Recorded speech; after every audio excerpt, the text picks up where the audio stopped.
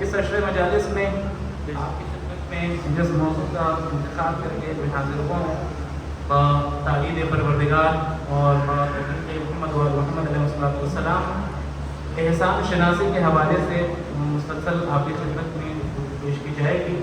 چونکہ آج ابتدائی مرحلہ ہے اور پہلی تقریر ہے جامعات کے حوالے سے، لہذا آج میں موضوع کے حوالے سے چند باتیں آپ کی خدمت میں پیش کروں گا اور آداب عزاداری کے حوالے سے، کیونکہ اب ایک سلسلہ شروع ہونے والا ہے، لہذا مخالفوں کے لیے کچھ آداب عزاداری بھی انشاءاللہ پیش کرنے کی کوشش کروں گا. دعا گو ہیں پروردگار عالم ہم تمام حسینیوں کو، تمام شیعان حیدر کرار کو امام حسین کا سچا عزادار بننے کی توفیق عطا فرمائے، ساتھ ہی ساتھ مقصد حسین سے بھی آشنا ہونے کی توفیق عطا فرمائے. دعا کی قبولیت کے لیے مل جل کے باواز بلند صلوات پڑھیں محمد.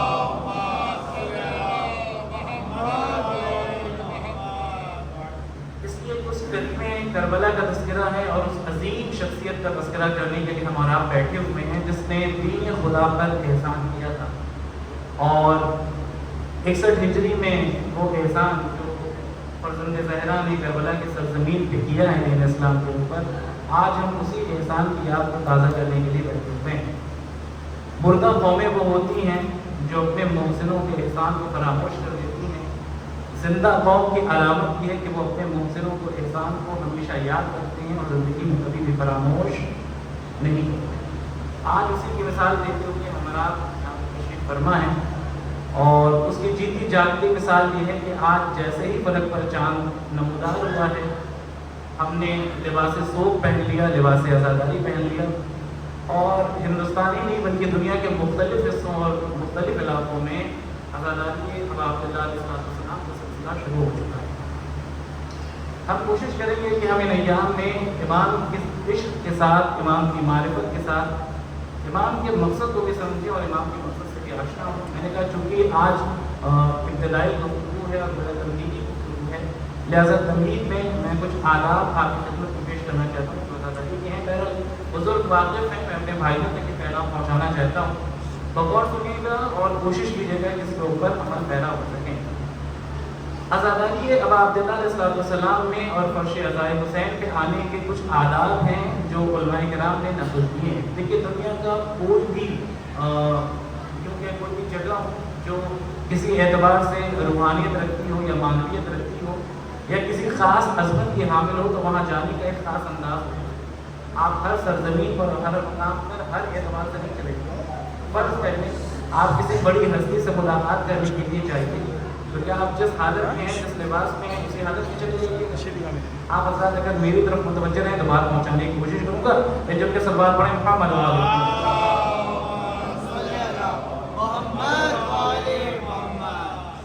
کسی اہم شخصیت کی بارگاہ میں جائیے، کسی اہم کردار کے سامنے جائیے تو جانے کا ایک طریقہ ہوتا ہے. انسان کسی بھی حالت میں نہیں چلا جاتا.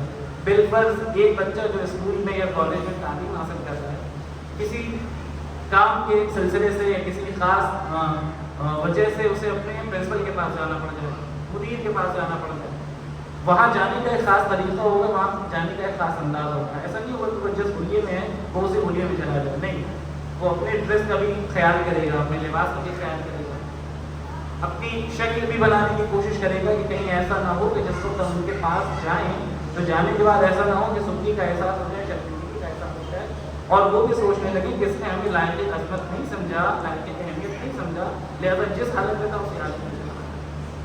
دنیا میں پروردگار عالم نے اہل بیت اطہار علیہ السلام سے عظیم شخصیتوں کو پیدا ہی نہیں کیا. اہل بیت اطہار کا کمال یہ ہے کہ لولا کا لما خلق الاخلاق، میرے حبیب اگر آپ کو پیدا نہ کرنا ہوتا میں دنیا کو ہی خلق نہ کرتا. عالم کی تخلیق نہ ہوتی اگر محمد نہ ہوتے. لولا علی لما خلقت، اور اگر علی نہ ہوتے تو آپ کو بھی خلق نہ کرتا. اور کہتے ہیں آپ پہچانیے کہ وہ ہستیاں کون ہیں جن کی بارگاہ میں ہم اور آپ آج آ کے بیٹھے ہوئے ہیں اور فرصت دینے کے لیے آئے ہیں اور اس عقیدے کے ساتھ آئے ہیں کہ فرش عزائے حسین پہ ہم بعد میں پہنچتے ہیں، وہ مقدس ہستیاں پہلے آ جاتی ہیں. ہے کہ نہیں ہمارا اور آپ کا عقیدہ؟ اس فرش عزائے حسین پہ آپ کا انتظار وہ ہستیاں نہیں کرتی. ایسا نہیں ہے کہ وہ یہاں پہ آ کے بیٹھتی ہیں اور پھر یہ دیکھتی ہیں کہ کون عزادار آ رہا ہے اور کون نہیں آ رہا ہے. نہیں، وہ ہستیاں یہاں ذکر سید لہٰذا ان کا ذکر کسی کا محتاج بھی نہیں ہے، نہ ہماری خطابت کا محتاج ہے، نہ کسی ذکر کا محتاج ہے، نہ سبز و غلام کا محتاج ہے۔ وہ ہستیاں آ گئیں اور انہوں نے نورانی کر دیا اس فرش ازا کو اور اس خاص مقام کو۔ غور کیجیے گا، تو جب ان کی بارگاہ میں جائیں گے تو جانے کی کچھ آداب ہیں اور جانے کی کچھ ڈسپلن ہے، اس کے اوپر غور کیجیے۔ سب سے پہلا ادب، میں چند آداب آپ کی خدمت میں مختصر سے لفظوں میں پیش کرنے کی کوشش کروں گا۔ میں پھر دوہرا رہا ہوں کہ میں اپنے بھائیوں کے لیے پیش کر رہا ہوں، بزرگوں سے دعا چاہتا ہوں۔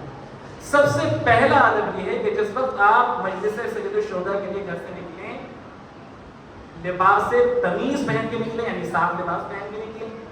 بہت بہتر ہے کہ انسان غسل کر کے نکلے، بہت بہتر ہے۔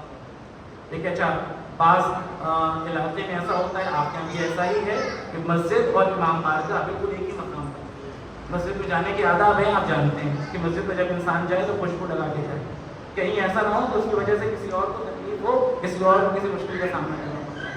حتیٰ فقہی اعتبار سے میں دوسری بحث میں نہ چلا جاؤں، سمیٹ رہا ہوں گفتگو کو، یہاں تک منع کیا گیا ہے کہ انسان پیاز اور لہسن کا بھی یعنی پرہیز کرے، وہ کھا کے مسجد میں تشریف نہ لے۔ کیوں؟ کیونکہ اس کے منہ سے آنے والی جو بدبو ہے وہ کہیں ایسا نہ ہو کہ کسی نمازی کو پریشان کر دے۔ تو بہرحال مجلس جب آپ آ رہے ہیں اور مسجد اور امام بارگاہ بالکل ایک مقام پہ ہے، یہاں پہ سارے عزادار بیٹھے ہوئے، یہاں بھی عبادت ہو رہی ہے، تو سب سے پہلا کام یہ کیجیے کہ آپ غسل کر کے آئیں، لباس صاف پہن کے آئیں، خوشبو لگا کے آئیں۔ بالکل دل میں یہ خیال نہ کیجیے گا کہ صاحب ایام اعضاء کا سلسلہ شروع ہو گیا تو خوشبو نہیں لگانا ہے، ایسا کہیں کوئی اصول نہیں اور ایسا کوئی حکم نہیں۔ صرف عاشور کا وہ دن ہے جس دن کے لیے منع کیا گیا ہے کہ آپ کو کوئی آرائش نہیں کرنی، کوئی لباس، کوئی ایسی چیز نہیں کرنی ہے جو کہیں سے بھی کسی زینت کا سبب بن جائے، آرائش کا سبب بن جائے، نہیں۔ عاشور کے دن کے لیے سخت ممانعت ہے، عاشور کے دن کے علاوہ کسی دن کے لیے کوئی ممانعت نہیں ہے۔ لہذا خوشبو لگا کے آئیں، غسل کر کے آئیں، وضو کر کے آئیں۔ آپ کی عبادت کا سلسلہ کہاں سے شروع ہوتا ہے؟ عبادت کا مقدمہ ہے وضو۔ کسی بھی عبادت کا آغاز کیجیے گا، سب سے پہلے سلسلہ کیا شروع ہوگا؟ وضو سے شروع ہوگا۔ لہذا سب سے پہلا کام ہے وضو کرنا۔ وضو کر لی اور وضو کرنے کے بعد غسل کر لیں تو کیا کہنا؟ فبہا، لباس اچھا پہنیں اور پھر مجلس میں آنے کے بعد اب دیکھیں آداب بڑھتا چلا جائے گا اور سلسلے وار بڑھتا چلا جائے گا۔ جیسے ہی فرش عزائے حسین پہ آ جائیں، اچھا ایک پہلے مرحلہ تو رہے گا جو سب سے پہلی بات ہے، یعنی غسل کرنا، وضو کرنا، لباس پہننا، یہ سب تو بعد کا مرحلہ ہے۔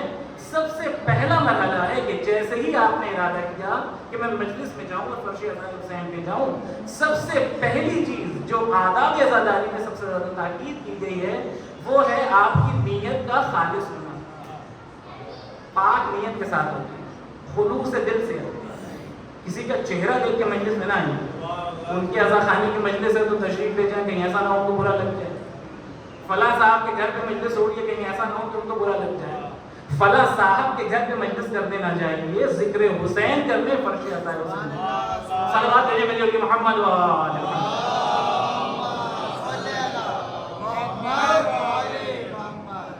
غور کر لیں آپ، چہرہ دیکھ کے نہ آئیں، خالص نیت کے ساتھ آئیں، خلوص نیت کے ساتھ آئیں۔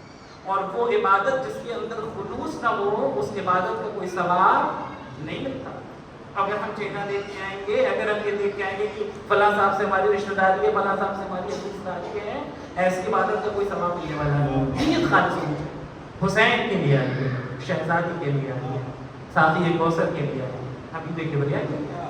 اور جب اس نیت کے ساتھ نکلیے گا، بعد کے مراحل خود بخود طے ہوتے چلے جائیں گے۔ جب یہ سب سے پہلا مرحلہ ہو گیا خالص نیت کے ساتھ، خلوص دل کے ساتھ، یہ نیت کر لیا آپ نے، لباس پہن لیا، لباس پہننے کے بعد آپ مجلس کے اوپر آ گئے۔ فرش مجلس پہ آنے کے بعد سب سے اہم ذمہ داری جو ایک سامعین کی، جو ایک عزادار کی ہوتی ہے، وہ یہ ہوتی ہے کہ فرش عزائے حسین سے کچھ سیکھ کے جائے، کچھ لے کے جائے۔ عزیزان گرامی، فرش عزائے حسین درسگاہ ہے جہاں رزق علم تقسیم ہوتا ہے۔ ایسا نہیں ہے کہ یہاں پہ صرف زبانی لفاظی ہے، گفتگو کا ایک سلسلہ ہے، بعد میں عزادار اس سے کچھ لیتا ہے، سیکھ لیتا ہے، نہیں لیتا، عمل کرتا ہے، نہیں کرتا ہے، ایسا نہیں ہے۔ یہاں پہ آنے والا جو بھی آتا ہے رزق علم سے مالا مال ہو کے جاتا ہے۔ ایک بات مل جائے، میں یہ کہتا ہوں ایک بات مل جائے، دو بات مل جائے، کچھ بھی مل جائے، جو بھی سیکھیے کوشش کیجئے کہ اس کے اوپر عمل پیرا ہوتے ہوئے نظر آئیے۔ امام رؤوف، امام مہربان حضرت الجبن صلی اللہ علیہ وسلم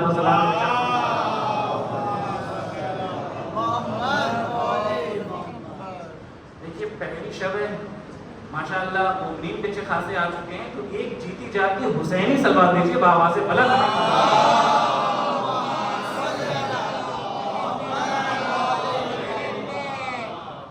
इंशाअल्लाह अपनी अमानती का सबूत देते रहेंगे तो मैं भी आपकी खिदमत में पेश करता चला जाऊंगा। मैं अर्ज कर रहा था आपकी खिदमत में कि जब यहाँ आइए सबसे पहला काम क्या करना है, खुलूस नीयत के साथ आना है। इमाम ने क्या इरशाद फरमाया, इमाम रज़ा ने इरशाद फरमाया रहमहुल्लाहु अब्दन अहया अमरना, अल्लाह की रहमत नाज़िल हो उस शख्स के ऊपर जो हमारे अम्र का अहया करे, हमारे अम्र को हयात दे, हमारे अम्र को जिंदा करे।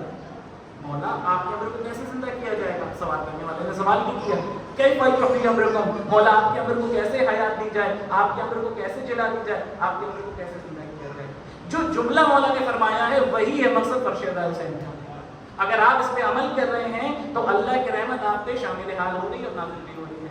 मौला ने फरमाया एक छोटा सा काम करना, बहुत छोटा सा काम, कोई बहुत बड़ा काम नहीं किया, कोई बहुत बड़ी मेहनत करने को नहीं कह दिया, मुख्तसर सा क्या फरमाया, जो यतअल्लमु उलूमना व युअल्लिमुहा, हमारे उलूम को हासिल करे और दूसरों तक पहुंचाए।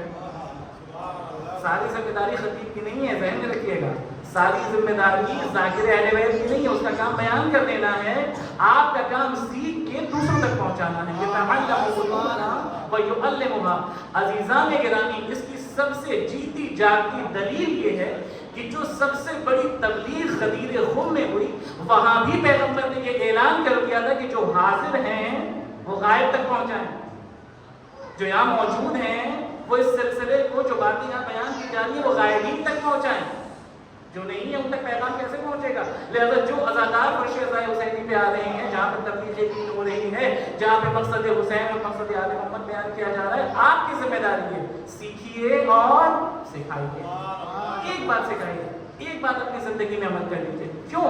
नतीजा क्या होगा मौला, फायदा क्या होगा? फरमाया जैसे ही तुम हमारे उलूम को याद करोगे, सीखोगे और दूसरों तक पहुंचाओगे, और जैसे ही अवाम तक हमारे उलूम पहुंचेंगे, लत्तबऊना, वो हमारी पैरवी करने लगे, इसलिए कि हमारे कलाम में वो हुस्न है कि वो दिल में उतर जाए।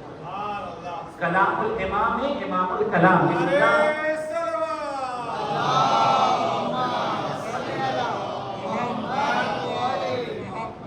जो कलाम होता है वो कलामों का इमाम होता है। अगर लोगों ने हमारे उलूम को सीख लिया और उसमें अमल कर लिया तो फिर यकीन जानिए कि फिर वो उनके दिल में उतरता चला जाएगा, वो उस पर अमल पैदा होते चले जाएंगे और हमारी इत्तिबा करेंगे। तो अगर मौला की इत्तिबा करवानी है तो अपने पैगाम को जो यहाँ आप हासिल कर रहे हैं, सीख रहे हैं, वो दूसरों तक पहुँचाएं। ये सबसे अहम जिम्मेदारी है, ये सबसे अहम जिम्मेदारी है।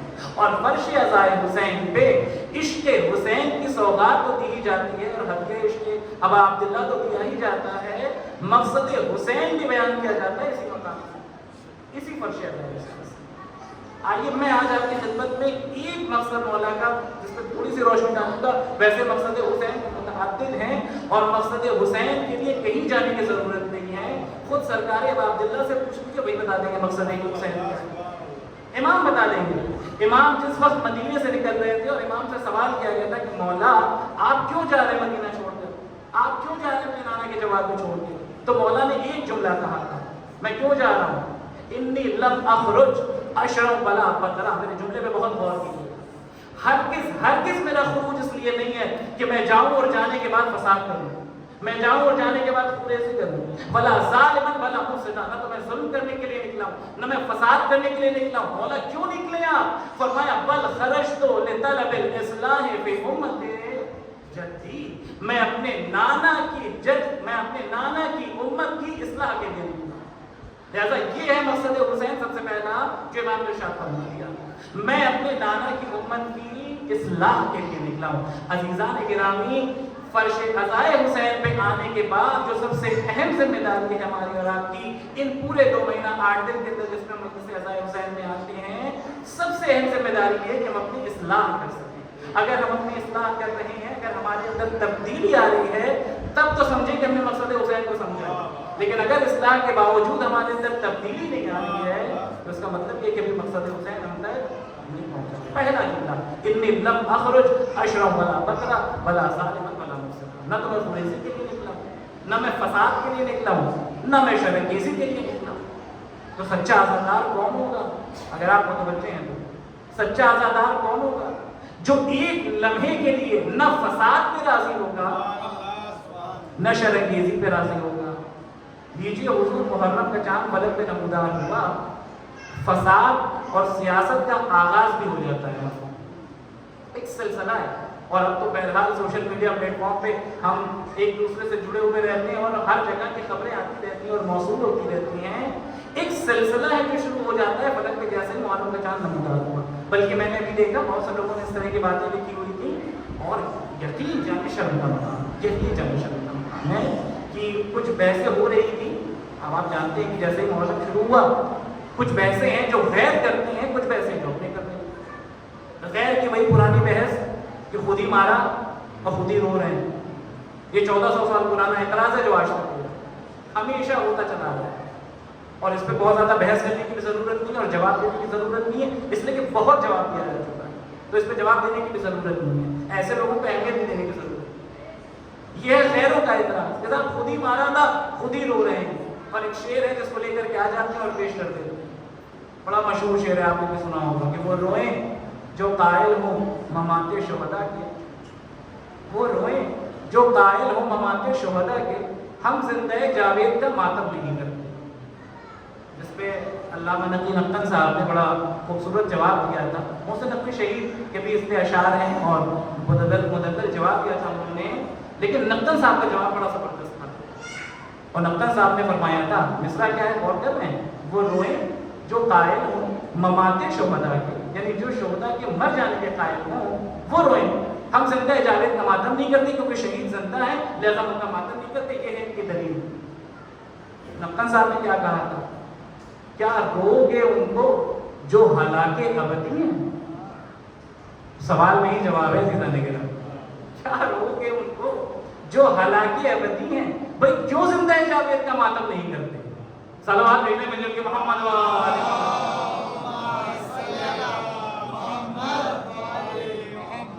بھائی اس کو رویا جائے گا جو دین کے لیے شہید ہوا ہے، یا اس کے لیے رویا جائے گا جو ہلاک ہو گیا؟ کیا رو گے اس کو جو ہلاکے ابدی ہیں؟ کیوں زندہ جاوید کا ماتم نہیں کرتے؟ اور محسن نقوی شہید نے اللہ غریق رحمت کرے، انہوں نے تو بہترین نظم کی تھی جو آپ کہیں نہ کہیں سنتے رہتے ہیں۔ اب تو کہ چاند رات ہے تو میں سوچ رہا ہوں کہ دو چار مصرے ان کے بھی پڑھ دوں، اس لیے کہ ان کے مصرے کے اندر کچھ خاص بات ہے، کچھ خاص بات ہے، اور وہ خاص بات یہ ہے کہ ان کا ہر مصرع تاریخ کے آئینے میں، غور کیجیے گا، یعنی یہ شاعر کا تخیل نہیں انہوں نے پیش کر دیا، ہر مصرے کے پیچھے ایک تاریخ ہے چھپی ہوئی جو قرآن سے اور تاریخ سے آپ کو مل جائے گی۔ آپ کا مصرے ملاحظہ کرنا ہے کیا کہا انہوں نے، جیسے کہ سوال کرتے ہیں کہ وہ روئیں جو قائل ہوں ممات شہداء کے، ہم زندہ جاوید کا ماتم نہیں کرتے۔ محسن نقوی شہید نے خوبصورت مصرے کہیں اور پہنچ جائے دعاؤں سے نوازی کے لیے، انہوں نے فرمایا کہ کیوں زندہ جاوید کا ماتم نہیں کرتے؟ وہ کہتے ہیں کہ یعقوب نے گریہ کیا، یعقوب نے، ان کو بھی تو روکو۔ آ جائیے قرآن کی آیت ہے، وَبِيَضَّتْ عَيْنَاهُ مِنَ الْحُزْنِ فَهُوَ كَظِيمٌ، اتنا روئے ہیں حضرت یعقوب یوسف کے فراق میں کہ آنکھیں سفید ہو گئی۔ قرآن مجید کی آیت ہے، کیا فرمایا؟ گریہ کیا یعقوب نے، ان کو بھی تو روکو، یوسف ابھی زندہ ہیں، تم ہی غم نہیں کرتے، آدم نے تو حوا کے لیے پیٹا ہے سینہ، بدلاؤ انہیں زندوں کا ماتم نہیں کرتے۔ بھائی آدم کو جانتے ہیں نا،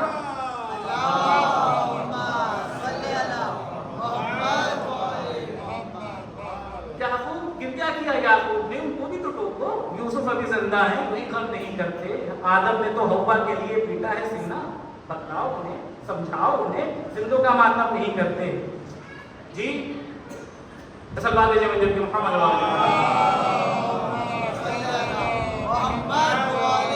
سب قرآن کے آئینے میں دونوں واقعات آپ کے سامنے پڑھ رہا ہوں، آدم کا رونا، یعقوب کا رونا۔ حمزہ تو شہیدوں کے بھی سردار ہیں، لیکن حمزہ تو شہیدوں کے بھی سردار ہیں، لیکن کرتے نہ محمد، تو چلو ہم بھی نہیں کرتے۔ اور ان مصروں کے بعد جو جواب دیا ہے محسن نقوی صاحب نے، وہ بہترین جواب ہے، اور یقین جانے یہی وہ جواب ہے جو ہمیں غیروں کو دینا چاہیے جب ہم سے سوال کریں کہ کیوں ماتم کرتے ہو تم، کیوں ہر سال تم نے ایک سلسلہ بنایا ہوا ہے، کیوں ہر سال ازاداری سے شودا کرتے رہتے ہیں؟ تو وہ کہتے ہیں کہ پھر مصرے کو مصرے سے ملاتے چلے جائیے، گریہ کیا یعقوب نے، ان کو بھی تو روکو، यूसुफ अभी जिंदा है, यूं ही गम नहीं करते। आदम ने तो हव्वा के लिए पीटा है सीना, बतलाओ उन्हें हिंदू का मातम नहीं करते। हमजा तो शहीदों के भी सरदार हैं, लेकिन करते ना मोहम्मद तो चकबंदी नहीं करते। हक बात है बस बुग़्ज़ अली का है ये चक्कर। हाँ अमाना हो जाए, थोड़ा सा मेरे साथ अमाना हो जाए। हक बात है बस बुग़्ज़ अली का है ये चक्कर, तुम इसलिए शब्बीर का मातम नहीं करते। सिर्फ बुग़्ज़ अली है। बेजोड़ के सवाल पड़े मोहम्मद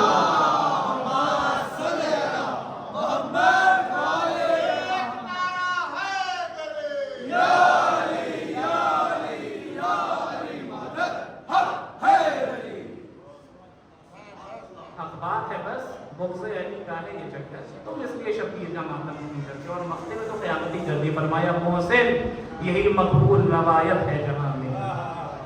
मिस्रा आपके हवाले मोहसिन यही मकबूल रवायत है जहां में, कातिल कभी मकबूल का मातम नहीं है। कातिल क्यों मातम करे? कातिल तो इतराज करे, तो ये पुराना इतराज है। मैंने कहा इतना घिसा पिटा इतराज है, इस पे बहस भी नहीं करनी है। वो तो मिसरे मुझे एक बैग याद आ गया, मैंने कहा कि कम से कम इसी हवाले से उनके लिए मिसाल सवाब हो जाए। आ गए नबी नक्कन साहब के लिए भी और मोहसिन नकवी शहीद के लिए भी। परवरदिगार आलम इस जिक्र के सदक़े में उनके दर्जात को बुलंद से बुलंद करे। बेजुल के सलवात पढ़े मोहम्मद व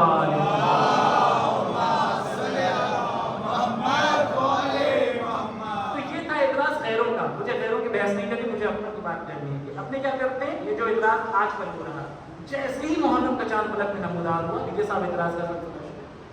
आज़ादारी को नमाज से मिलाना शुरू हो जाता है, तबर्रुक पे बहस शुरू हो जाती है, न्याज पे बहस शुरू हो जाती है। तबर्रुक पे इतना खर्च क्यों कर रहे हैं, ये इतनी लंबी लंबी न्याजें क्यों हैं, सुबह शाम न्याजें क्यों हैं, सुबह में भी चल रही है, रात में भी चल रही है। मैं ऐसे जुज़वी मसाइल पे हरगिज़ गुफ्तगू नहीं करना चाहता, लेकिन चूंकि मेरे भाई बैठे हुए हैं तो उनके जहन में भी सवाल आता होगा तो जवाब भी देता चलूँ।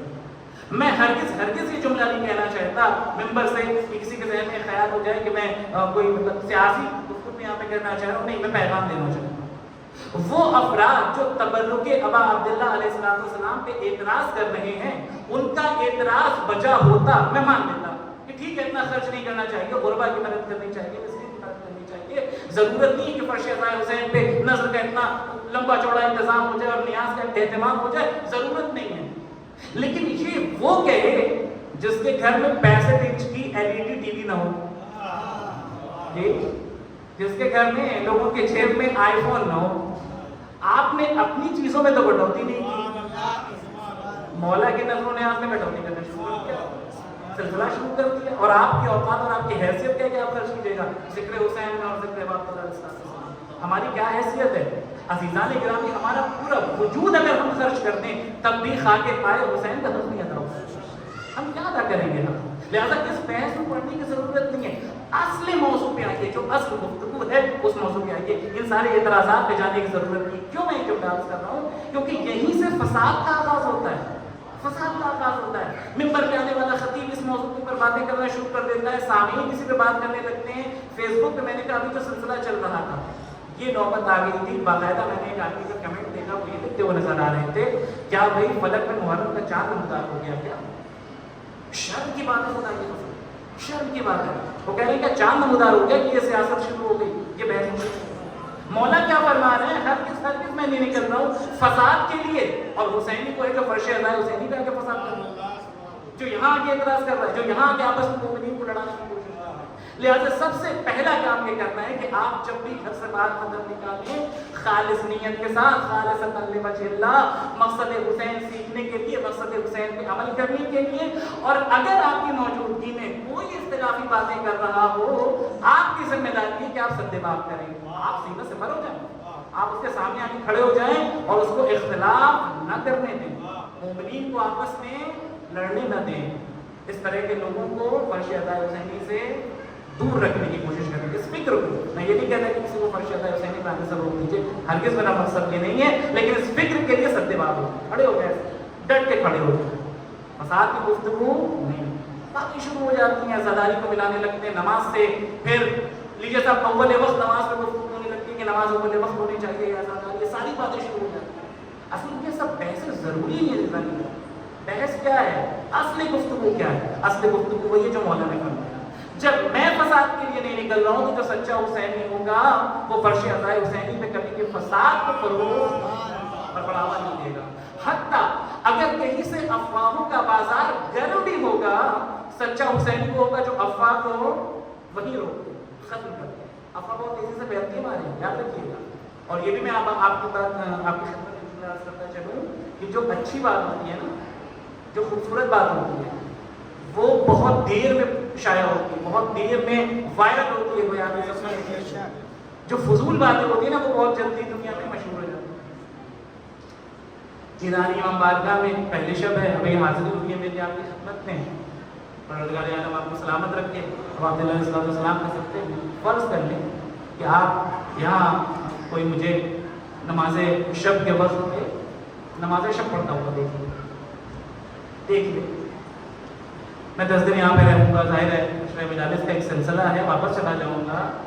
ممکن ہے ایک آدمی دو آدمی سے کسی سے کوئی ذکر ہو جائے کہ میں نے دیکھا تھا مولانا صاحب نماز شب پڑھتے ہیں. پہلی تو دعا یہ پروردگار عالم ہم تمام مومنین کو نماز شب کی عادت ڈالیں. بڑے برکات ہے خدا کی قسم. وہ الگ گفتگو ہوگی انشاءاللہ، بعد میں پیش کروں تو اس کی تفصیل میں نہیں جانا. میں کیا پڑھ رہا ہوں؟ افواہوں کا بازار گرم نہ ہونے دیں. آئیے فرض کرنے کہ میں نے نماز شب پڑھ لی، یہ خبر بھوپال میں ایرانی امام بارگاہ سے باہر نہیں جائے گی. لیکن خدا نہ کرے کہ ایام ازاں کے بعد کسی سنیما ہال کے گیٹ پہ مولانا ارشد عابدی نظر آ جائیں، تو پھر حضور اندور کو چھوڑ دیجیے، بھوپال کو چھوڑ دیجیے، مدھیہ پردیش کو چھوڑ دیجیے، پورے ہندوستان میں یہ خبر عام ہو جائے گی کہ مولانا صاحب فلاں سنیما ہال کے گیٹ پہ نظر آئے. حالانکہ اندر نہیں دیکھا ہے. کہاں دیکھا ہے؟ گیٹ پہ. یہ ہے افواہوں کا بازار. ایسے کرنا ہوتا ہے. کیا پتا وہاں کس کی اصلاح کرنے گئے تھے، کیا پتا کیا کرنے گئے تھے، لیکن یہ شروع ہو جائے گا صاحب ہم نے مولانا صاحب کو فلاں جگہ پہ دیکھا. کیوں؟ جملہ کیا تھا میرا؟ اچھی بات جو ہوتی ہے، خوبی جو ہوتی ہے انسان کی، وہ دیر میں پھیلتی ہے اور بری چیزیں بہت تیزی سے پھیل جاتی ہیں. افواہ کا معاملہ بھی ایسے ہی، کیونکہ یہ اچھی چیز تو ہے نہیں، یہ بھی بہت تیزی سے پھیل جاتی ہے اور بہت جلدی پورے معاشرے کے اندر نشر ہو جاتی ہے. لہٰذا اس سے لوگوں کو بچانے کی کوشش کی. ایران کے شہر اصفہان کے اندر ایک مسجد کی تعمیر ہو رہی ہے. بہت غور سنیے گا، توجہ سے سنیے تاکہ آپ کو پتہ چل جائے کہ افواہ کا نتیجہ کیا ہوتا ہے. لہٰذا افواہ کے لیے سردباب بن جائیں اور سینہ زبر ہو جائیں، اسے پھیلنے نہ دیں. کبھی بھی غلط بات کی ترویج نہ کریں، نہ کرنے کی. اس کے لیے آپ کو محنت کرنی ہوگی اور کوشش کرنی ہوگی. مسجد کی تعمیر ہو رہی تھی اور مسجد کا کوئی مینار تیار کیا جا رہا تھا اور بڑی محنتوں کے ساتھ ایک طولانی وقفے کے بعد، عرصے کے بعد جا کر کے وہ سلسلہ مکمل ہوا. اب دور دور سے افراد آنے لگے، دیکھنے لگے کیا کہنا، کتنی خوبصورت مسجد ہے، سبحان اللہ، بڑی تعریفیں ہو رہی تھی. تب تک ایک بڑھیا کا گزر ہوا. آج جملہ آپ تک پہنچ پائے، انشاءاللہ محسوس ہوں گے. ایک بڑھیا کا گزر ہوا، وہ جیسے ہی آئی نزدیک اس نے بغور مینار کو دیکھا اور دیکھنے کے بعد کہتی ہے کہ یہاں کا جو اب آپ استاد کہہ لیں اس کو، معمار کا جو ہوتا ہے میرا، وہ کون ہے ذرا اس کو بلا، جو استاد ہے جس نے مین کام کیا، مطلب جس کے اشارے میں ساری چیزیں ہوئی ہیں، اسے بلایا. تو یہ تم دکھا رہے ہو دنیا والوں کو کہ تم نے بڑا اچھا مینار بنایا اور سب کچھ کیا ہے، یہ مینار تو ٹکڑا ہے، ٹکڑا اچھا خاصا کیا ہے، سیدھا ہی نہیں. یہ برا لگ رہا ہے، یہ کیسی مسجد تم نے تعمیر کر دی، یہ کیا تم کو تعریفیں مل رہی ہیں اس چیز کے اوپر. اس نے کہا اچھا آپ صحیح کہہ رہی ہیں مادر عزیز، ابھی رک جائیے، 2 منٹ رک جائیے. متوجہ ہیں، اپنے سارے مزدوروں کو بلایا، سب کو جمع کیا اور کہا اس مینار کو رسیوں سے باندھو اور رسیوں سے باندھنے کے بعد چاروں طرف سے لے کے کھڑے ہو جاؤ، یعنی ایک ایک سرا پکڑ کے کھڑے ہو جاؤ. اور کچھ لوگوں سے کہا کہ تم لوگ بانس کے کچھ یوں کہو کہ ڈنڈے لگاؤ بڑے بڑے اور لگانے کے بعد مینار پہ لگا کے کھڑے ہو جاؤ. کرنا کیا ہے وہ بھی نہیں سمجھ پا رہے مزدور کی، کروانا کیا چاہ رہے ہیں. تو بس ایک کام کرنا، جب میں کہوں جو کہوں وہ کرنا. اور اس بوڑھی عورت کو وہاں کھڑا کر دیا اور کھڑا کرنے کے بعد کہا کہ اب تم لوگ زور لگاؤ. فرض کریں کہ وہ کہہ رہے تھے ادھر گج ہے تو ادھر والوں سے کہا کہ تم لوگ زور لگاؤ. انہوں نے رسی پکڑ کے کھینچنا شروع کیا، ادھر سے ڈنڈا لگا کے لوگوں نے اسے پریشر کرنا دینا شروع کیا اور دماغ میں سوچنے لگے کہ یہ استاد کو ہو کیا گیا ہے، مسجد کا مینار رسی اور ڈنڈے سے کہیں ادھر ادھر اٹھ سکتا ہے، یہ کیا کر رہے ہیں. لیکن بہرحال اب استاد ہے بھائی، لیڈر ہے، جو کہہ رہے ہیں وہ ماننا ہے. انہوں نے کہا ادھر کرو ادھر کرو ادھر کرو. اور بات بڑھیا سے پوچھے کہ اب صحیح ہوا، اب صحیح ہوا، کاش میں جملہ پہنچا پاؤں. انشاءاللہ محفوظ ہوں گے کہ فرش عزائے حسین پہ افواہوں کو کبھی بھی آگے بڑھنے نہ دے. وہی ستبا کرے وہی روک دے. کہا مادر عزیز بتائیے کچھ صحیح ہوا؟ کہا نہیں ابھی کچھ صحیح ہوا ہے. کہا اور زور لگاؤ اور طاقت لگاؤ. تھوڑی دیر کے بعد پوچھا اب؟ کہتے کہ ہاں اب صحیح ہو گیا. پورا جملہ پہنچا دیا میں نے آپ کی خدمت میں، پوری بات پہنچا دی. دیکھیے حضور یہ تو چلی گئی. مزدوروں نے کہا استاد آپ کی استادی مشہور تھی پورے شہر میں، آج تو ایسا لگ رہا ہے آپ سے بڑا ہمت کہیں رسی کے بل پہ مینار کو ٹیڑھے سے سیدھا کیا جا سکتا ہے. فرمایا میں مینار کو سیدھا کر ہی نہیں رہا تھا. اللہ اکبر، کاش میں جملہ پہنچا پاؤں. میں مینار سیدھا نہیں کر رہا تھا. پھر کیا کر رہے تھے؟ کہ میں افواہوں کا بازار گرم ہونے سے بچا رہا تھا. اگر آج یہ بڑھیا کہہ رہی تھی کہ یہ مینار ٹیڑھا ہے، یہ جانے کے بعد جس محلے میں جاتی، جس قریے میں جاتی، جس علاقے میں جاتی، وہاں کے لوگوں کے چند لوگوں کے ذہن میں تو یہ بات آ ہی جاتی کہ وہ جو مسجد بنی ہے اس کا مینار ٹیڑھا ہے. کیا کہہ لہٰذا آج میں یہ افواہ کا بازار گرم کر رہا ہوں تاکہ یہ نوبت آگے نہ آنے پائے. لہٰذا آپ بالخصوص میں کہہ رہا ہوں اپنے بھائیوں سے میں مخاطب ہوں سوشل میڈیا پلیٹ فارم کے اوپر یا فرش عزائے حسینی پر یا آپ کے محلے اور قصبے میں جہاں بھی اس طرح کی گفتگو ہو رہی ہو، نہ صرف کہ آپ کو اس گفتگو کو ختم کرنا ہے بلکہ اس افواہ کو آگے بڑھنے نہیں دینا ہے، نشر نہ ہونے دیجیے. اگر کہیں پہ کچھ ہو بھی رہا ہے تو اسے ایک سہارا نہ بنا لیں کہ اسے فارورڈ کر کے اور شیئر کر کے بات کو ادھر سے ادھر پہنچایا جائے. لہٰذا ہر گھر کے افواہ کو آنے نہ دیں. مقصد حسین سے آشنا ہوں اور مقصد حسین سے دوسروں کو آشنا کروائیں. دعا کریں پروردگار عالم ہمیں مقصد حسین سے آشنائی حاصل کرنے کی توفیق عنایت فرمائے. دعا کی قبولیت کے لیے مل جل کے صلوات پڑھیں محمد.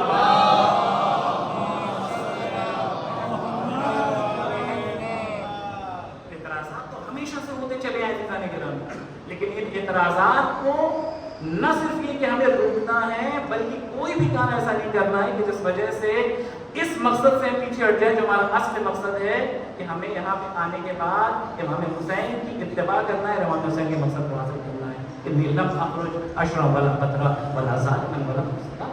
نہ تو میں فریضی کے لیے نکلا ہوں، نہ میں فساد کے لیے نکلا ہوں، نہ شرمندگی کے لیے. کس لیے نکلا ہوں؟ اپنے امت کے، اپنے جد کی امت کے ساتھ. مولا آپ نکلیے گا قتل کر دیا جائے گا، قتل کر دیا جائے گا. آپ کے ساتھ چھوٹے چھوٹے بچے ہیں، آپ کے ساتھ خواتین ہیں. مولا فرمائیں کہ میرا خانوادہ تو قتل کر دیا جائے گا، لیکن اگر میرا مقصد کسی ایک حسینی تک پہنچ گیا، میرے نانا کا دین باقی رہ گیا. آج کیسے دین باقی ہے؟ آج کیسے شریعت باقی ہے؟ یقین جانیے عزیزان گرامی، اگر آج مسجد سے اللہ اکبر کی صدائیں بلند ہو رہی ہیں یہ خون حسین کا صدقہ ہے. یہ اگر آج مسجد سے اشہد ان امیر المومنین کی صدائیں بلند ہو رہی ہیں یہ علی اکبر کے قربانی کا صدقہ ہے. اگر یہ ہستیاں کربلا کے میدان میں شہید نہ ہوئی تو مسجد میں اذان کی آواز نہ ہوتی. یہ ولایت جس کو لے کے آج ہم فخر کرتے ہوئے نظر آتے ہیں اور اعلان کرتے ہیں اپنے جوش ولا کا اور اپنی محبت اور اپنے عشق کا. اگر حسین میں کربلا کا خون نہ بہا ہوتا، کربلا میں حسین کا خون نہ بہا ہوتا، یقین جانیے کہ دن دیکھنے کو نہیں ملتا. یہ نتیجہ ہے ان قربانیوں کا. امام حسین اپنے جد کی امت کا اصلاح بہت بڑی بات ہے. عزیزان گرامی باتیں اس میں بہت سی ہو سکتی ہیں لیکن میں چونکہ آج صرف آپ کے سامنے میں نے کہا تمہیدی گفتگو ہے اور صرف میں وہ موضوع آپ کی خدمت میں دینا چاہ رہا تھا کہ ان ہستیوں کی یاد تازہ کرنا چاہتے ہیں جنہوں نے دین خدا پر احسان کیا. یہ جو ہر سال ذکر دہرایا جاتا ہے ان ہستیوں کا، کوئی نہیں دہرایا جاتا. جو اپنے اعتراض ہوتا ہے ہر سال آپ ذکر کرنے بیٹھ جاتے ہیں، ہر سال وہی کربلا کا ذکر ہے. 14 صدیاں گزر گئی ہیں، بار بار وہی ذکر ہے، بار بار وہی قربانی کا تذکرہ ہے. خدا کی قسم یہ بھی بڑا معجزہ ہے ذکر امام علیہ السلام کا. 14 صدیاں گزر چکی ہیں. آپ فرش عزائے حسین پہ آتے ہیں، مصائب وہی ہوتے ہیں جو آپ سنتے ہیں، فضائل وہی ہوتے ہیں جو آپ نے کہیں نہ کہیں خطیبوں سے سن رکھے ہیں اور کتابوں سے پڑھ رکھے ہیں. لیکن مجھے انصاف سے بتائیے گا اور دل پہ ہاتھ رکھ کے بتائیے گا، کیا اس ذکر میں نئی تازگی نہیں ملتی؟ کیا اس ذکر میں روحانیت نہیں ملتی؟ یہ تو معجزہ ذکر حسین، یہی معجزہ ذکر ہے. مسائل جیسے ہی ہمارے سامنے بھی، میں مسائل کی وجہ سے دور ہوں لیکن جیسے ہی ہمارے سامنے حسین کا نام آتا ہے، جیسے ہی ہمارے سامنے کڑی الجوان علی اکبر کا تذکرہ آتا ہے، ہماری آنکھیں اشکبار ہو جاتی ہیں. جب معجزہ خدا ہے، لائیے دنیا میں کوئی ایسا درس، کوئی ایسا ادارہ جہاں بھی کسی درس کو بار بار دہرایا جائے اور اس میں تازگی محسوس ہو. آدمی بور ہو جاتا ہے، ٹوٹ جاتا ہے، کہتا ہے ایک ہی سبق کو کب تک پڑھا جائے، ایک ہی سبق کب تک دہرایا جائے. لیکن یہ ایسا سبق کربلا ہے، جتنا زیادہ پڑھا جاتا ہے اتنی زیادہ روحانیت ملتی چلی جاتی ہے، اتنی زیادہ تفریح. اور رہ گیا سوال یہ کہ ہم ذکر کیوں کرتے ہیں؟ اب جواب سن لیجیے، منطقی جواب آپ کی خدمت میں پیش کروں گا اور گفتگو سمیٹوں گا۔ بیجو کے سلوات پڑھیں محمد و آل محمد۔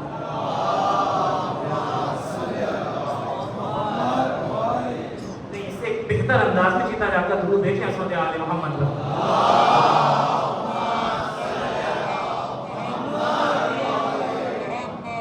کیوں ذکر کیا جاتا ہے؟ 14 صدیاں گزر گئی ہیں، آپ سوچیں، ہو سکتا ہے کوئی آپ سے سوال کرے، قرآنی دلیل اور حدیث سے دلیل اور روایات سے دلیل اپنی مقام پر، آئیے منطقی دلیل دے دو، اپنی دلیل دے دو، اور یہ دلیل میرے بچوں کو یاد ہو جائے اور میرے بھائیوں کو یاد ہو جائے تو کافی ہے، اور وہ دوسروں کو جواب دینے کے لیے کیا ضرورت ہے کہ بار بار ذکر کو دہرایا جائے؟ کیا ضرورت ہے بار بار ان ہستیوں کا تذکرہ کیا جائے؟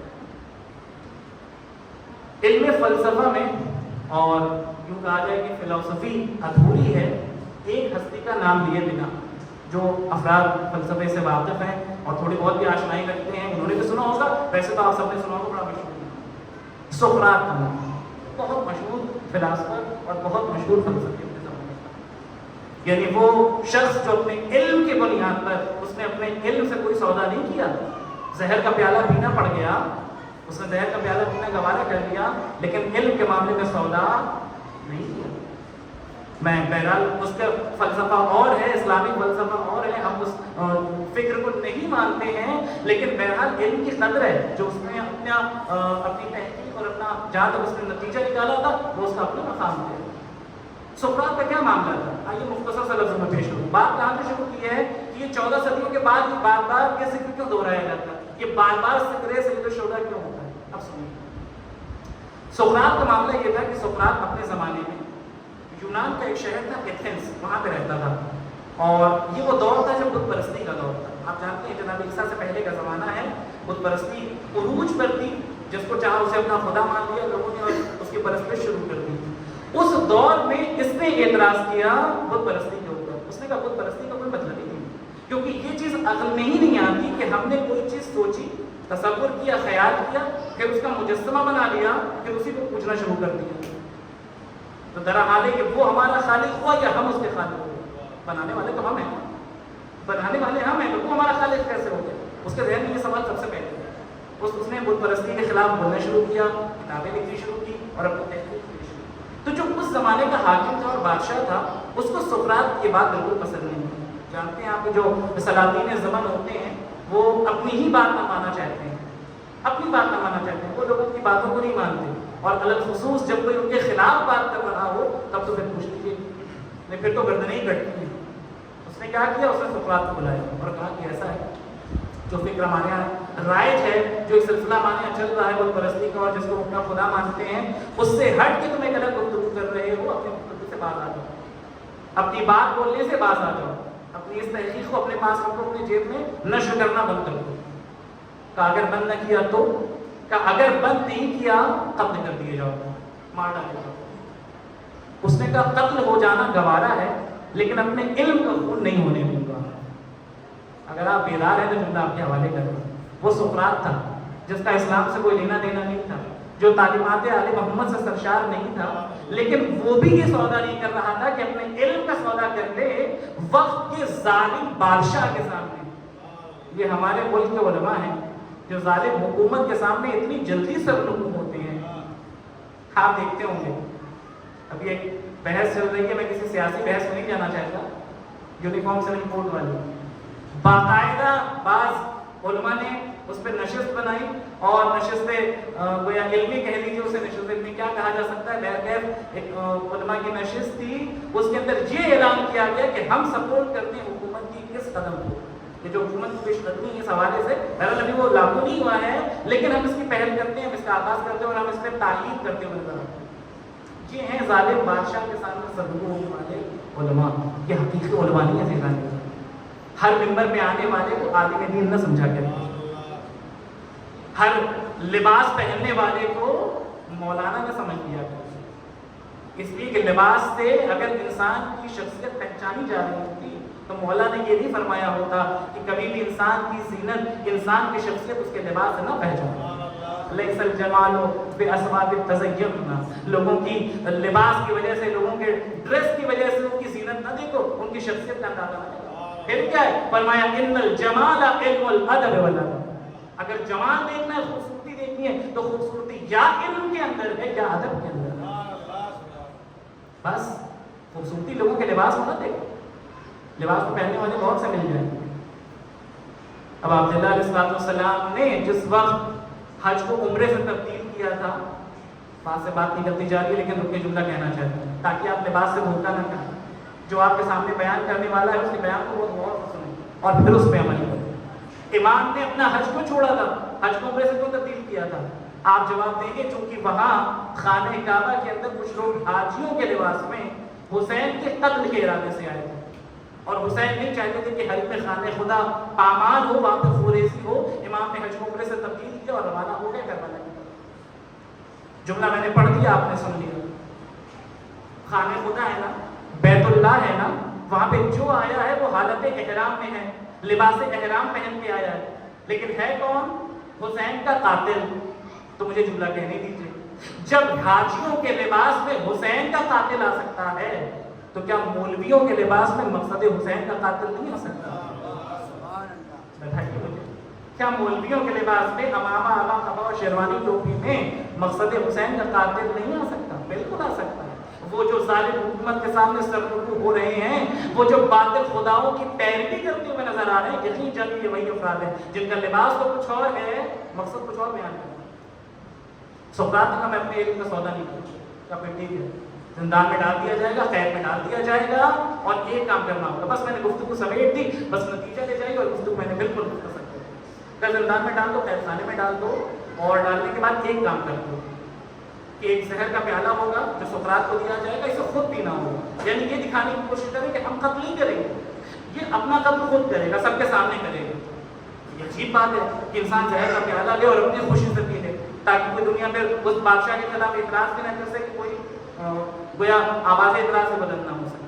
ڈی صاحب اسے جیل میں ڈال دیا گیا، اس میں جو شاگرد تھے مار پریشان ہونے لگے، اب کیا کریں، کیسے چھوڑائیں، کیا کریں۔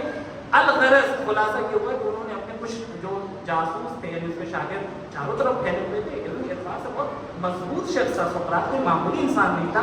آج بھی آپ اس سے بخوبی واقف ہیں اور اس کے بارے میں جانتے اور سنتے رہتے ہیں، اور سمجھ جائیے کتنا مضبوط رہا ہوگا علمی اعتبار سے۔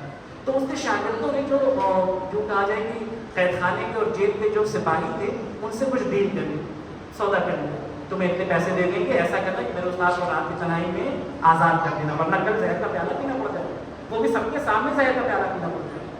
تو اب وہ لوگ پہنچے، اور پہنچنے کے بعد جا کے سقراط سے رات میں ملاقات کی اور کہا کہ رات کے فلاں حصے میں آپ تیار رہیے گا، سارا بندوبست ہو چکا ہے، آپ کو یہاں سے باہر نکل جانا ہے اور آپ کی جان بچ جائے گی، آپ یہاں سے فرار کر جائیے گا۔ سقراط نے کہا ہرگز فرار نہیں کروں گا۔ میرے عزیزوں، کاش جملہ میں آپ تک پہنچا ہوں، میں ہرگز فرار نہیں کروں گا۔ کہ کیوں فرار نہیں کرو گے؟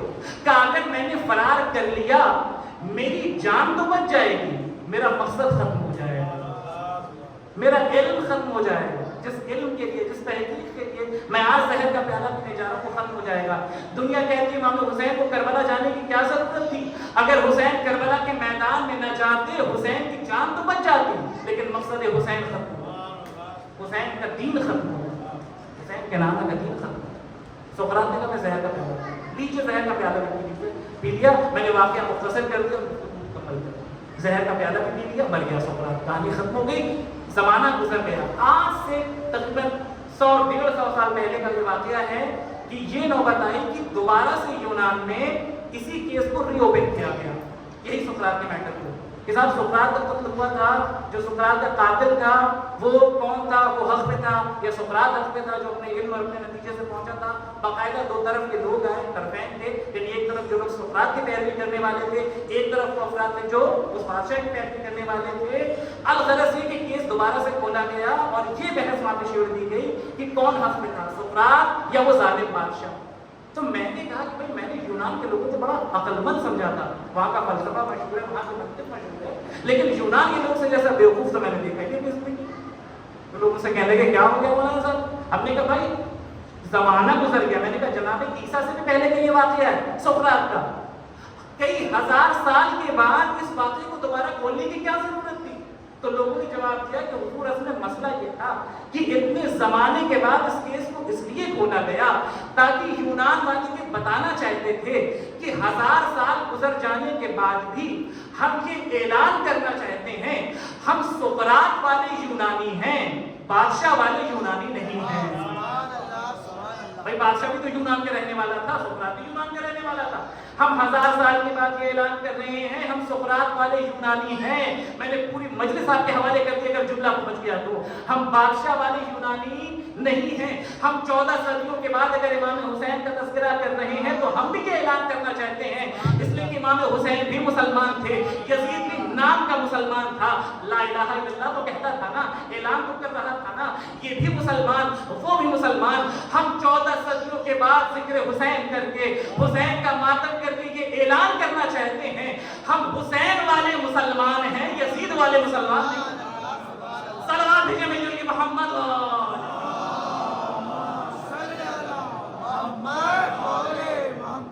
हम हुसैन वाले मुसलमान हैं, हम वो मुसलमान नहीं हैं जो ये कहते हुए नजर आ रहे थे जल्दी से हुसैन के सरों तक में जुदाई करो, नमाज का वक्त हो रहा है। क्या तमस्कुर हुआ इस्लाम की तकदीर के साथ? क्या तमस्कुर हुआ इस्लाम की तकदीर के साथ? कटा शब्बीर का घर, कटा शब्बीर का सर, नारे तकबीर का सर। इससे बड़ा जुल्म नहीं हो सकता। कहते हुए नजर आ रहे थे कि हुसैन के सरों तक में जुदाई करो, नमाज का वक्त आ रहा है। ये मुसलमान है, आपको लगता है कि मुसलमान है? यहीं से पहचान होगी खुदा की कसम, इस तरीके से पहचान होगी। सिर्फ ला इलाहा इल्लल्लाह कह देने वाला मुसलमान नहीं है, सिर्फ मोहम्मद रसूलुल्लाह कहने वाला मुसलमान नहीं है। देखना होगा कि ला इलाहा इल्लल्लाह कह के हक को पामाल करने वाला है या ला इलाहा इल्लल्लाह कह के हक के अपने सर को, ये उसका हौसला देखना होगा, ये उसका जज्बा। और अगर ये जज्बा नहीं सामने आया तो उसका मतलब ये कि मकसद हुसैन से आशना नहीं। बस मैंने बात बिल्कुल मुकम्मल कर दी। हुसैन का मकसद क्या था? हुसैन ने अपने जुमले के अंदर जिस वक्त हुसैन निकल रहे थे मदीने से ऐलान कर दिया था, हाँ मैं निकल रहा हूँ तो सिर्फ इसलिए निकल रहा हूँ ताकि नाना का दीन बाकी रह जाए। और यजीद तो मुझसे बैत का मुतकासी है, मुझसे बैत का मुतालिबा करता है, तो फिर याद रख ले मिसली ला युबायु मिसला, मुझ जैसा तो जैसे कि बैत नहीं कर सकता, हर किस बैत नहीं कर सकता। उसने कहा हुसैन अगर बैत नहीं करोगे सर कटाना पड़ेगा, सर देना पड़ेगा।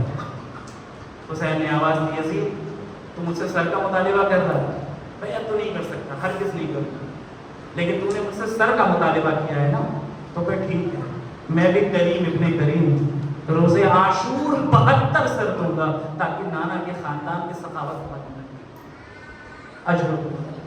बस मैंने आया फलक तक मुहर्रम का चांद नमदार हो गया, आपने लिबास अज़ा ओढ़ लिया, अज़ा खाने सज गए, शहजादी आपके अज़ा खाने की मेहमान। एक चांद है जो हम और आप देखते हैं 14 सदियों के बाद, और एक चांद वो था जो 61 हिजरी में सैयदुल शुहदा ने करबला के मैदान में देखा, 61 हिजरी। लेकिन दोनों चांद देखने के अलग अलग नौइयत थी और अलग अलग। हम चांद देखते हैं, गिरिया करते हैं, हमें वो सारे मंजर जो हम खुतबा से सुनते हैं, जो हम ज़ाकिरीन से सुनते हैं, जो हमने मजलिसों में याद किया और सुना है, नौहों में सुना है, हम याद करते हैं, हमारी आँखें शुमार हो जाती। ये आज़ादात मुझे इंसाफ से बताइएगा, क्या आपने करबला के मंजर को देखा है? जब आपने मंजर नहीं देखा तो आपकी आंखें इतनी अशबार हो जाती हैं। मुझे इंसाफ से बताइएगा, जब फलक पर मुहर्रम में चांद नमदार होता होगा और सैयद सज्जाद करबला के वाक़े के बाद इस चांद को देखते हो, मेरे मौला के कल्ब की क्या हालत होती है, मेरे मौला के दिल की क्या हालत होती है? वो चांद जो करबला में हुसैन ने देखा था, असनाए सफर है, पहुंचे नहीं है, लेकिन जब मुहर्रम का चांद नमदार हुआ होगा और मेरे मौला ने देखा होगा तो मेरा दिल कहता है कि एक बार मुहर्रम का चांद देखा होगा, एक बार अली अकबर का चेहरा देखा होगा। अल्लाह आमादा हो जाए, मैं जल्दी जल्दी साहिब आपकी खिदमत में पेश करना चाहता हूँ। एक बार चांद देखा होगा, एक बार कासिम का चेहरा देखा होगा। हाँ ये वही चांद है जो मुझे ये इत्तला देने के लिए आया है, हुसैन कासिम का लाशा उठा न सकोगे, कासिम के लाश में टुकड़ों को उठाना पड़ेगा। एक बार मुहर्रम का चांद देखा, एक बार कड़कड़ जवान का चेहरा, एक बार मुहर्रम का चांद देखा, एक बार कासिम का चेहरा, एक बार मुहर्रम का चांद देखा, एक बार अपने बाबा भाई के बाजुओं को देखा। अब्बास चंद रोज के मेहमान हैं, अब ऐसी जुदाई होने वाली है कि मुलाकात न हो। लेकिन ये तो कुर्बानी नहीं हुई है ना, अभी तो आशूर भी नहीं आई है। लेकिन हुसैन जो इल्म इमामत से वो सारा मंजर देख रहे हैं, इमाम को यकीन है, इमाम को इल्म है, इमाम की निगाहों के सामने मंजर ताजा है। मुझे इंसाफ से बताइएगा, जब इमाम हुसैन की निगाहों के सामने सारे मंजर हैं, तो जो इमाम वक्त हमारा आज पर गैब में बैठा हुआ है, इमाम के सामने भी तो करबला के सारे मसाइब होंगे ना। मेरा इमाम करबला के सारे मनाजिर देखता है और फिर रो के कहता है, मेरा सलाम हो मेरे जद्द मजलूम के ऊपर, ए मेरे दादा, मैं आप पे इतना गिरिया करूंगा, अगर मेरे आंसू खुश्क हो जाएंगे, खून के आंसू गिर जाएंगे, मैं आप पे खून के आंसू लूंगा। मेरा इमाम वक्त खून के आंसू।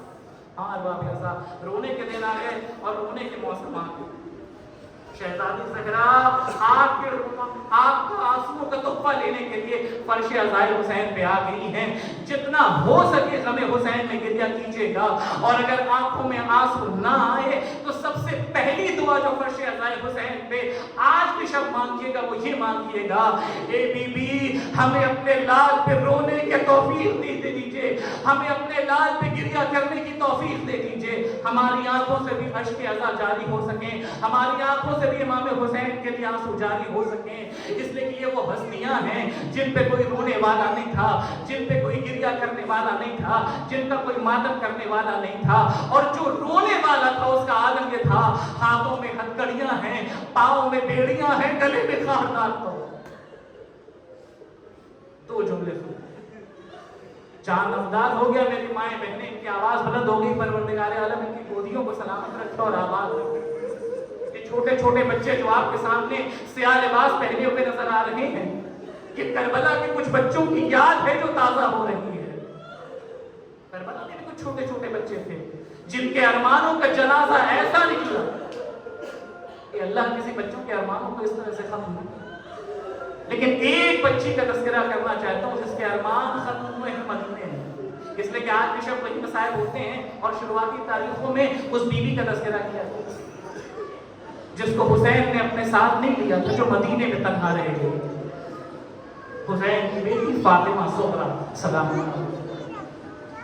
बीमार थी, मसलहत है वो सब आप सुनते रहते हैं, मुझे उसकी तफसील में नहीं जाना कि इमाम हुसैन ने क्यों ज़ोहरा को अपने साथ नहीं लिया। लेकिन हाँ एक मसला आई कि जब हुसैन ने आवाज़ दी, बेटी तुम्हारा नाम फहरिस्त करबला में नहीं है, आपको घर में रहना है। फातिमा ज़ोहरा ने एक सवाल किया था, बाबा आप चले जाइए, ज़ोहरा आपके बिना रहेगी, मादर गिरामी चली जाएंगी, ज़ोहरा रहेगी, लेकिन बाबा बस इतना बता दो मैं इस घर के बिना कैसे, मैं अपने भाई के बिना नहीं रह सकती। ये मेरे अजीजों, ये मेरी माएँ बहनें जो मसाइल सुन रही हैं, आपके घरों में भी बच्चे होंगे ना, आपने देखा होगा बच्चों की एक फितरत होती है, जो बच्चे छोटे होते हैं ना अपने छोटे भाई बहनों से बड़ी मोहब्बत का इजहार करते हैं, इजहार इरादत करते हैं। उस बच्चे को अगर तकलीफ हो जाए ना, जो बड़ा भाई या बड़ी बहन हो वो बर्दाश्त नहीं कर पाता, और अगर बच्चा बेटी की शक्ल में हो, बहन की शक्ल में हो, फिर तो वो किसी मुसीबत को बर्दाश्त नहीं कर सकती अपने छोटे भाई और बहन की। यहाँ फातिमा ज़ोहरा का आलम भी यही है, असगर से जुदाई हो रही है, कैसे बर्दाश्त करें, लेकिन बर्दाश्त किया, आवाज दी बाबा चाहिए खुदा हाफिज। लीजिए वो मंजर भी आ गया जब अब्बास आए और आके आवाज दी, ए फिज़्ज़ा, ए अम्मा फिज़्ज़ा, बस इतना बताइए क्या सामान सफर तैयार किया जा चुका है, कहाँ सामान सफर तैयार किया जा चुका है।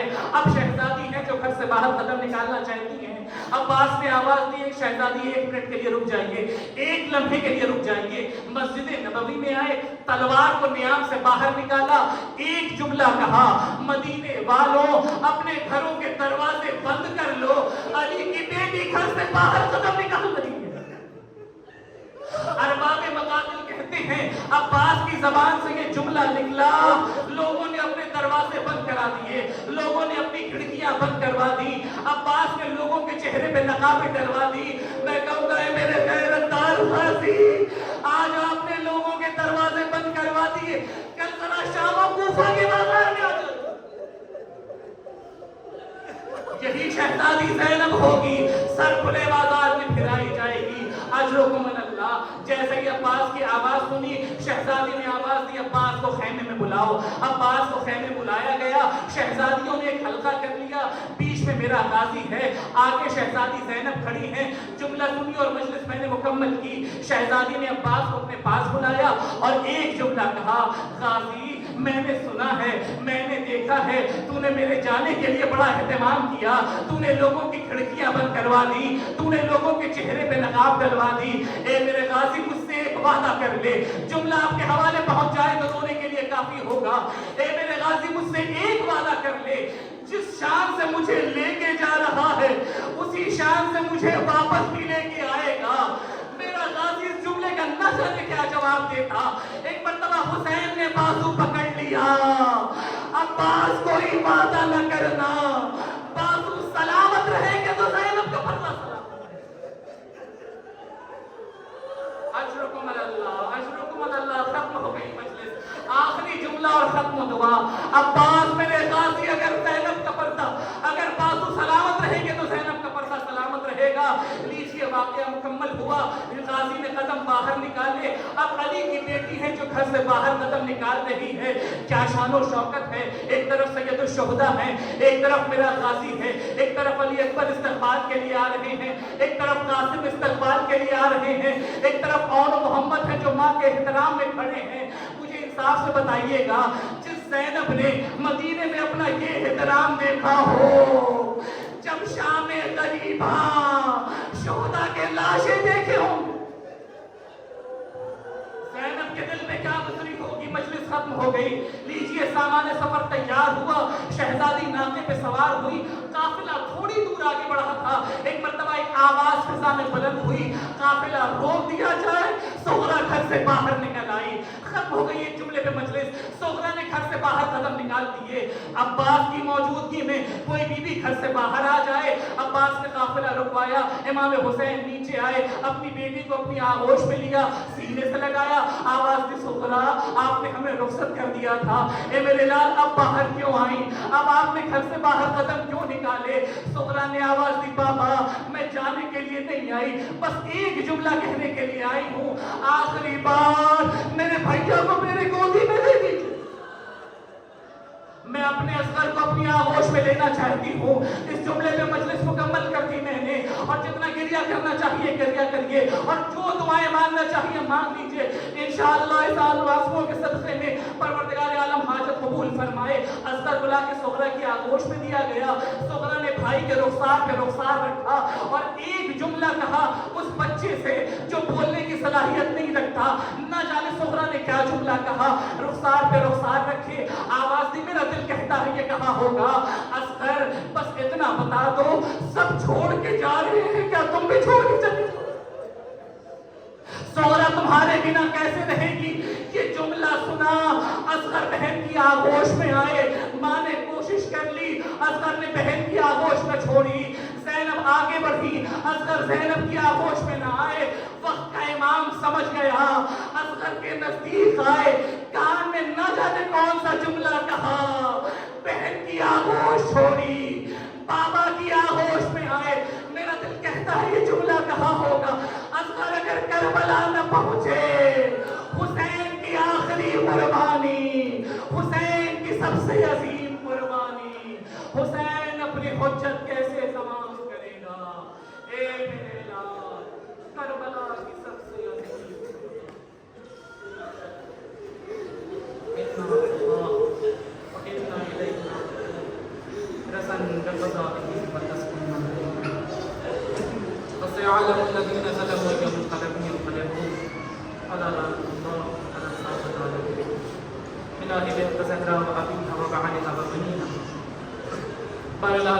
मोहम्मद वाले मोहम्मद हमारे सही इबादत को शर्त